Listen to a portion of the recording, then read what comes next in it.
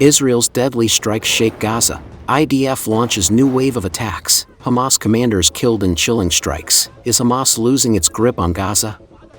The Israeli Defense Forces says it carried out a targeted airstrike in the Al-Shati area of Gaza, killing 4 senior Hamas commanders from the group's elite Nukhba force. According to the IDF, all 4 were members of Hamas's Beit Lahia Battalion. The military identified the main target as Mohammed Hamdi, a Nukhba company commander who the IDF says was actively advancing plans for attacks against Israeli forces. 3 platoon commanders were also killed in the strike. The IDF identified them as Samir, who the military says infiltrated Israeli territory during the October 7th massacre, Mohammed Al-Attar, who was allegedly involved in planning and carrying out attacks against IDF troops, and Mohammed Fathi, who the military says also participated in attacks and planning operations against Israeli soldiers. The IDF says the 4 commanders posed a direct and immediate threat to Israeli forces operating in the area, leading to the decision to carry out the airstrike. In another operation, an Israeli drone strike has killed the head of Gaza City's civil police force, according to Gaza's Ministry of Interior. The ministry said Colonel Jamal Abu Kamel, 43, was killed on Thursday after an Israeli drone fired 3 missiles at his vehicle on Al-Rashid Street, southwest of Gaza City. 2 others were also reportedly injured in the attack. Palestinian Red Crescent ambulance crews said Israeli aircraft targeted Abu Kamel while he was inside his vehicle. He was reportedly killed instantly, while several others were wounded and taken to Al-Shifa hospital for treatment.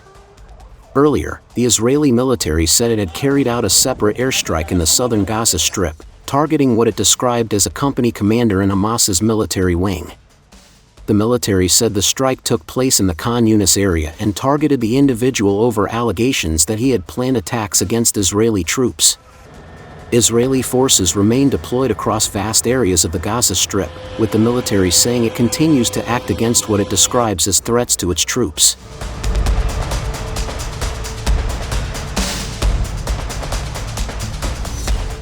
Israel is intensifying its crackdown on Hamas' vast underground tunnel network in Gaza. The IDF says its forces are continuing operations to locate, expose and destroy tunnels allegedly used by Hamas to move fighters, store weapons and plan attacks. On August 19, IDF said 2 tunnels belonging to Hamas were sealed in the Gaza Strip. IDF's Gaza Division combat engineers were deployed to seal the tunnels, which had a combined length of more than 2 kilometers. Drone footage released by the IDF shows the tunnels running underground at length, packed with sandbags. For years, Hamas has built an extensive network of underground passages beneath Gaza, a system the Israeli military has described as a key part of the group's military infrastructure. According to the Israeli military, some of these tunnels are believed to run beneath densely populated areas and civilian infrastructure. The army says destroying the network is a key objective of its operations in Gaza, arguing that leaving the tunnels intact could allow Hamas fighters to regroup and launch future attacks. But the underground battlefield presents a major challenge. Tunnels can stretch for long distances, branch into multiple routes and contain booby traps, making operations inside them particularly dangerous for troops.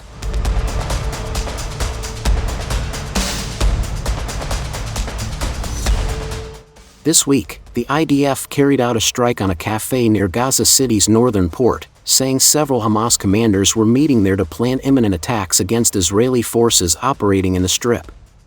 According to reports, 6 people were killed in the strike, while at least 10 others were wounded. The IDF says the commanders were targeted as they allegedly gathered to plan attacks against Israeli troops. And this was not the only such operation. Last week, the Israeli Air Force also struck what the military described as a Gazan terror cell in Khan Yunis. According to the IDF, the cell was also planning and preparing an operation against Israeli forces. These strikes come as the IDF has been ordered to halt its broader attacks across the Gaza Strip. However, an exception remains for individuals identified as planning imminent attacks against Israeli forces. The Israeli military says it will continue to act against what it considers immediate threats, even as broader military operations in Gaza remain on hold.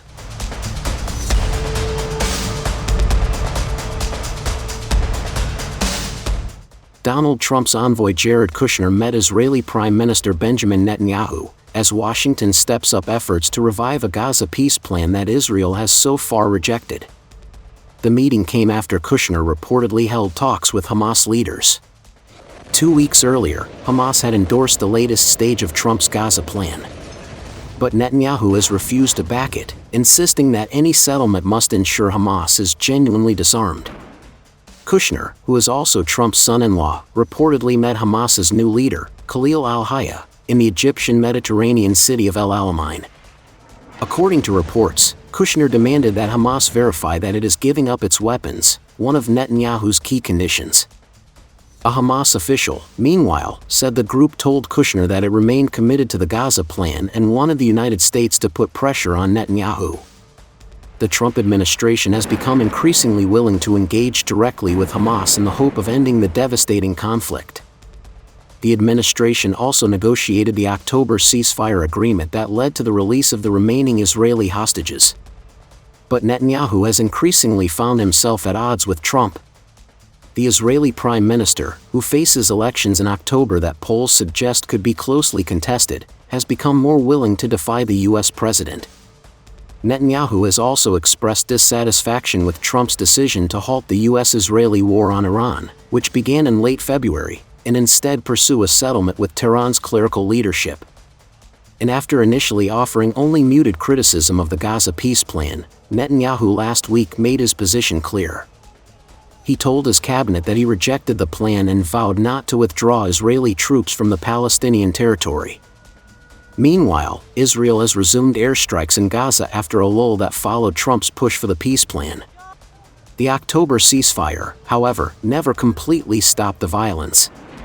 According to Gaza's Hamas-run health ministry, at least 1,265 Palestinians have been killed in Israeli operations since the ceasefire came into effect on October 10. The United Nations has previously regarded the ministry's overall casualty figures as generally reliable. The Israeli military, meanwhile, has reported 5 deaths among its forces during Gaza operations over the same period.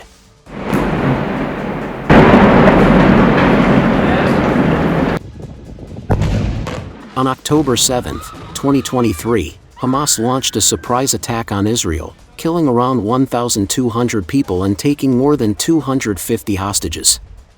The attack triggered a war that would devastate Gaza and reshape the Middle East. Israel responded with a massive air and ground campaign, vowing to destroy Hamas and bring the hostages home. What followed was months of intense bombardment, ground operations, and repeated fighting across the Gaza Strip. The human cost has been enormous. Gaza's health ministry now reports that more than 73,000 Palestinians have been killed since the war began, while Israel says its military campaign has targeted Hamas and other armed groups. The war has also displaced much of Gaza's population and caused widespread destruction. From Hamas' October 7 attack to Israel's massive military response, the conflict has spiraled into one of the deadliest and most destructive wars in the region's recent history, with peace still proving elusive.